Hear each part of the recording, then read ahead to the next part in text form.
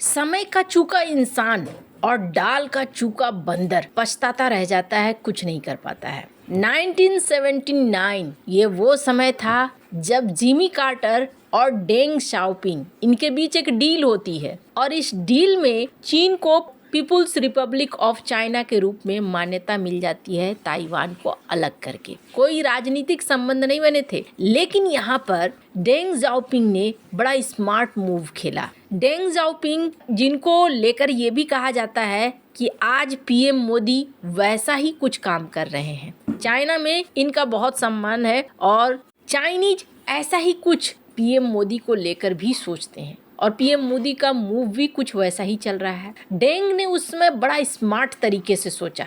डेंग ने अमेरिका को उस समय ट्रस्टेड पार्टनर बना लिया, एकदम अमेरिका की बात सुनता चला गया, अमेरिका के हिसाब से काम करता चला गया। अमेरिका दुनिया की सबसे एडवांस टेक्नोलॉजी, मार्केट और कैपिटल वाला देश था। डेंग शाओपिंग कहते थे, चीन को अभी अमेरिका की जरूरत है।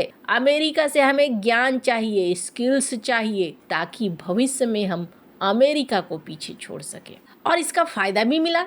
19,000 चाइनीज स्टूडेंट अमेरिका में पढ़ने गए। 1978 से 1980 के आसपास शुरू, बाद में लाखों पहुंचे। ये साइंस, इंजीनियरिंग, टेक्नोलॉजी में ट्रेनिंग लेकर लौटे, जिन्होंने चीन की इंडस्ट्री और रिसर्च को बूस्ट दिया। अमेरिका ने चीन को सबसे ज्यादा साइंटिफिक और टेक्नोलॉजिकल एक्सपर्टाइज ट्रांसफर किया। इतिहास में सबसे बड़ा आउटपोरिंग अमेरिका से चाइना में हुआ। अमेरिका ने चीन को मोस्ट फेवर्ड नेशन का स्टेटस दिया। बाद में परमानेंट नॉर्मल ट्रेड रिलेशंस हुए, जिससे चाइनीज एक्सपोर्ट अमेरिका में सस्ते टैरिफ पर गए। 1980 में यूएस चीन ट्रेड सिर्फ $5 बिलियन था, लेकिन 2000 तक हजारों गुना बढ़ गया। डब्ल्यूटीओ में एंट्री साल 2001, अमेरिका के सपोर्ट से चीन ने डब्ल्यूटीओ ज्वाइन किया, जिससे ग्लोबल मार्केट्स खुले, चीन का एक्सपोर्ट बूम हुआ, फैक्ट्रियां बनी, एफडीआई आया। गरीबी से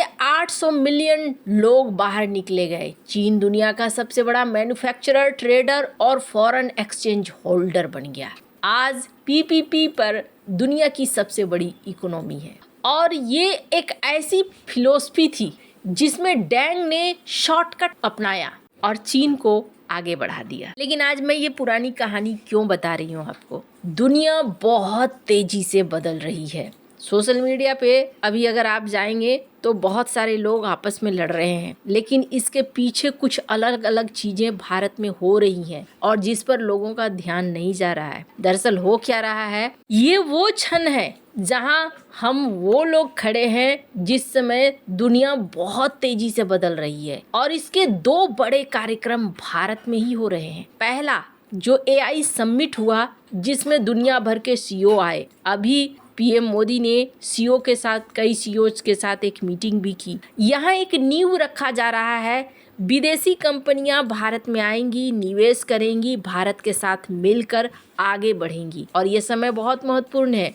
क्योंकि अब जो बन रहा है वो दुनिया को बदलने वाली चीज बन रही है, एआई। अब ये जो एआई है, चलो ठीक है, कंपनियां आ गई और फिर सेमीकंडक्टर की जरूरत होगी और भी बहुत सारे सुपर कंप्यूटर इनकी जरूरत होगी और उनमें लगने वाले हैं रेयर अर्थ मटेरियल। वो कहाँ से आएंगे? चाइना के हाथ में तो अभी भी 70 से 80% रेयर अर्थ मटेरियल है, तो इसका तोड़ भी निकल कर सामने आ रहा है। एआई समिट के अगले दिन पैक्स सिलिका की बैठक हुई और भारत पैक्स सिलिका में शामिल हो गया। मुझे आश्चर्य होता है कि सोशल मीडिया पर इसकी चर्चा बहुत कम हो रही है। पैक्स सिलिका में शामिल आधिकारिक तौर पर हो गया। स्क्रीन पर इस वीडियो को देख सकते हैं और ये कहा भी गया कि पैक्स सिलिका में भारत के शामिल होने के साथ साथ अब ये श्रृंखला बहुत ज्यादा मजबूत हो गई है। अब इसका काम क्या है? वैसे आपको बता दूं, इसका काम ये है कि रेयर अर्थ मटेरियल का सप्लाई चेन को सुदृढ़ रखना। अब जरा सोचिए साधारण भाषा में, भारत में कंपनियां आ रही हैं, भारत इस ग्रुप का मेंबर बन चुका है। चाइना जो रेयर अर्थ मटेरियल को अब तक रोक रहा है, अब वो रोक नहीं पाएगा। एक नया सप्लाई चेन बन जाएगा, चाइना अलग थलग हो जाएगा, इकोनॉमिक पावर उसकी धीरे धीरे गिरती चली जाएगी। हमारे लिए जो समस्या है, कहते हैं जब तक धन होता है तब तक बहुत उछलता है चूहा।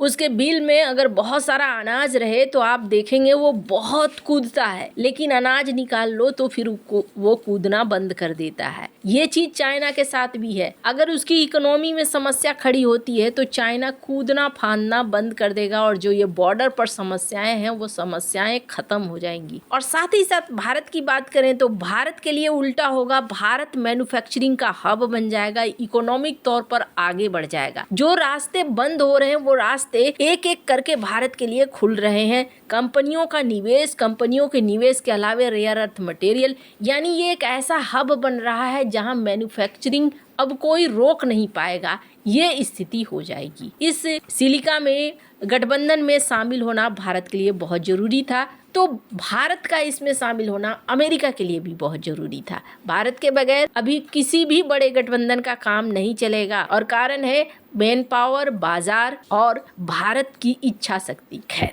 अब यहाँ पर सर्जियो गौर ने बहुत सारी बातें भी कही, जिसमें उन्होंने भी इस बात को कहा कि भारत जिसने ज्वाइन किया है पैक्स सिलिका को, 21वीं सदी का ये आकार ले रहा है, 21वीं सदी का, और इस आकार को लेने में मदद करेगा भारत। साथ ही अमेरिका के साथ ये साझेदारी, चूंकि अमेरिका इसका नेतृत्व कर रहा है, एक चीज साफ हो रही है कि भारत और अमेरिका के संबंधों में अब गर्माहट आ रही है। इस बीच क्वाड को लेकर भी बातचीत हुई, जहां इन्होंने कहा कि जल्द ही मार्को रूबियो आने वाले हैं भारत, और भारत में क्वाड को लेकर बातचीत होगी। एक ऐसा संकेत भी मिला जिसमें ये माना जा रहा है कि जल्द ही डोनाल्ड ट्रंप भारत आ सकते हैं और ये क्वाड समिट के लिए आ सकते हैं।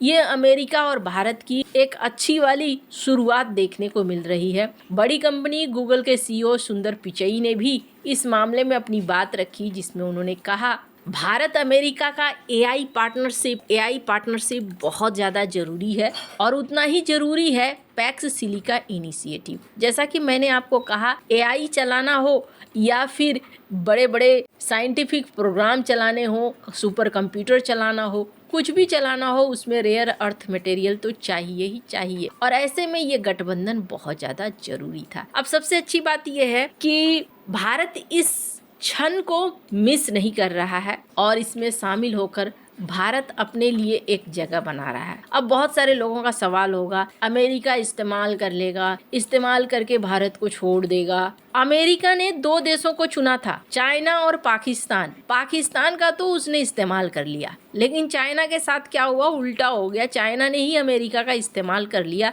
और आज की डेट में चाइना सुपर पावर बन गया अमेरिका के बल पर ही। तो अपनी अपनी सोच है, कौन मौके के तहत लेता है, कौन गुलामी के तहत लेता है। सबका लेवल एक जैसा नहीं होता है। इसलिए ये माना जा रहा है कि फिलहाल के लिए भारत के लिए ये अच्छी बात है कि अब चाइना रेयर अर्थ मटेरियल रोक कर भी भारत को क्या और किस हद तक बिगाड़ लेगा। हाँ, इतना जरूर है कि चाइना भी अब चाहेगा कि नहीं, भारत के साथ संबंधों को मजबूत रखते हुए रेयर अर्थ मटेरियल की सप्लाई को करो। तो दोनों हाथों में लड्डू है। आपको क्या लगता है, इन सब मामले में आपकी क्या राय है, कमेंट कर जरूर बताएं। जल्द मिलते हैं अगले वीडियो में नई खबर के साथ।